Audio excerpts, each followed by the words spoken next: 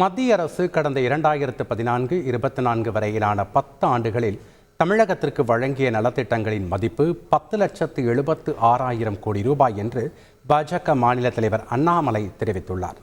கடந்த 10 ஆண்டுகளில் தமிழகத்தின் நலனை கருத்தில் கொண்டு எண்ணற்ற நலத்திட்டங்களை நிறைவேற்றிய பிரதமர் மோடி வரும் காலங்களிலும் தமிழகத்தின் அனைத்து தேவைகளையும் நிறைவேற்றுவார் என்று தமது ட்விட்டர் செய்தியில் கூறியிருக்கிறார். தமிழகத்தின் நேரடி வரி பங்கீடை விட 2 மடங்கு அதிகமான நிதியை மத்திய அரசு வழங்கியுள்ளதாக கூறியுள்ளார். ஆனால் மத்திய அரசின் பங்கு என்ன, மாநில அரசின் பங்கு என்ன என்று எதுவும் தெரியாமல் வழக்கம் போல் யாரோ எழுதி கொடுத்ததை அப்படியே முதலமைச்சர் மு.க.ஸ்டாலின் பதிவிடுவதாக அண்ணாமலை விமர்சித்துள்ளார்.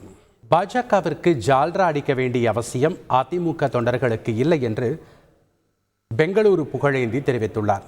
ஹோசூர் சார் ஆட்சியர் அலுவலகம் அருகே உள்ள அம்மா உணவகத்திற்கு வருகை தந்த அவருக்கு அவரது ஆதரவாளர்கள் சால்வை அணிவித்து பிறந்தநாள் வாழ்த்து தெரிவித்தனர்.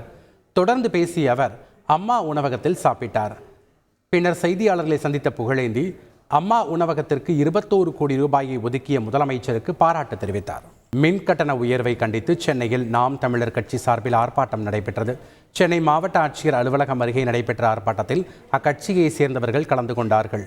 ஆர்ப்பாட்டத்தில் பேசிய நாம் தமிழர் கட்சியின் நிர்வாகி இடும்பாவனம் கார்த்திக் தங்கள் கட்சியினரின் தனிப்பட்ட உரையாடல்களை திருடி திமுக வெளியிடுவதாக குற்றம் சாட்டினார்.